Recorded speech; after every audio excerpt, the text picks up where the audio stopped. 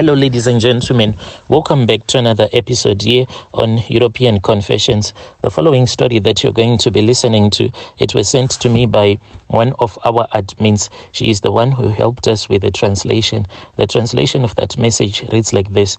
Hello, how are you? Can you please post my own story? Is anonymous. So I am a 35-year-old South African woman. I have 2 kids and I am married to my husband. My husband, he is from Zim. So me and him, we have been fighting a lot, and I am looking for anyone who can assist me who is also from Zim, because what happened is that when I met my husband for a very long time, I have been looking for a way to sell my own womb.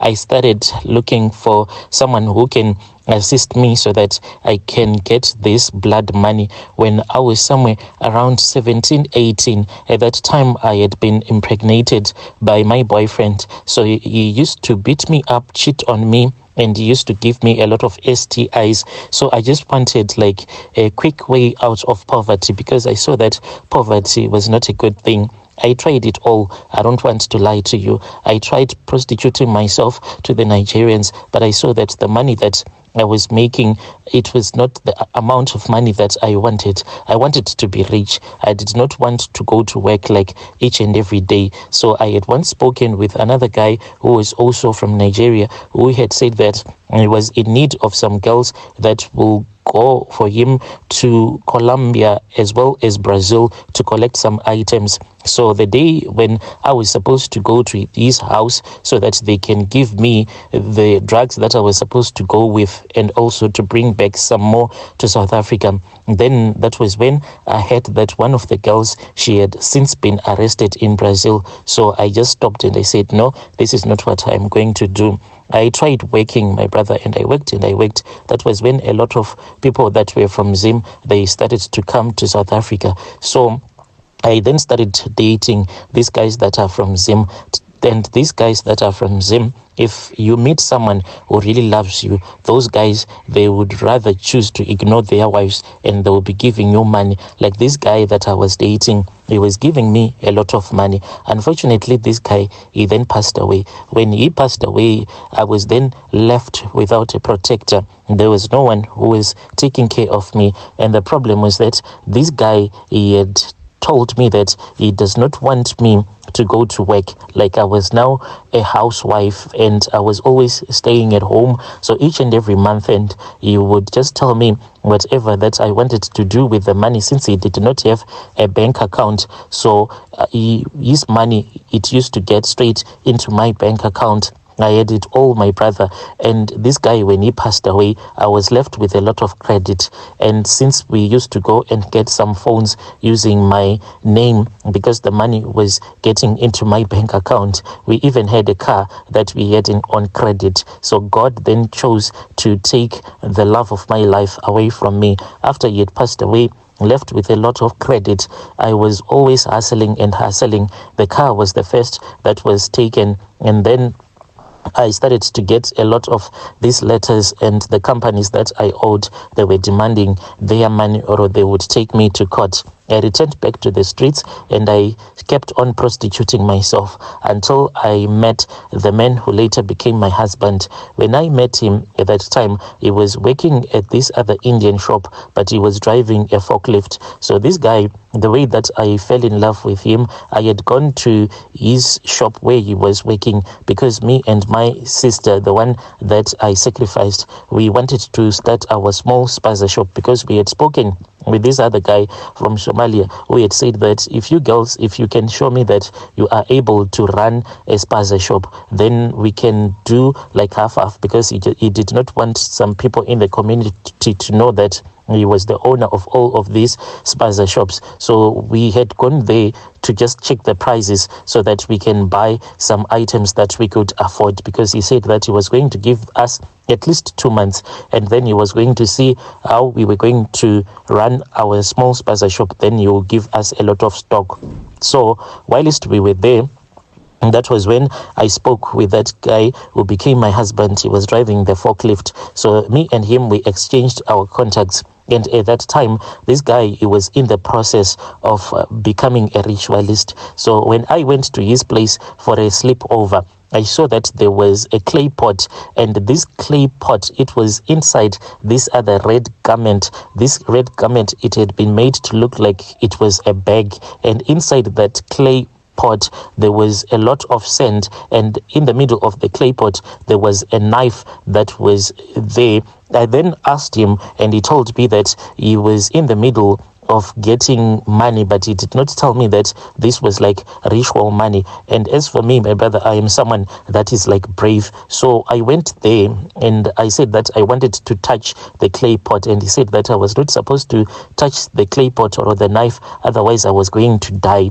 And this guy, when he kept on telling me that very soon he was going to be making a lot of money, I pretended as if I just didn't even care about his rituals, but I was really interested. I kept on dating this guy. This guy, I would go to his place and he was not even giving me a single cent. I knew that I had to stay close to him to show him that I love him, so that by the time that he will get his ritual money, then he would also assist me. Me and him, we stayed like that for almost 2 months. I had already ignored that spaza shop because to me it was just meaningless. Then there was this day when he called me. He called me so early in the morning, and he said that I should come to his place. And when I went there, I was like asking him, why didn't you go to work?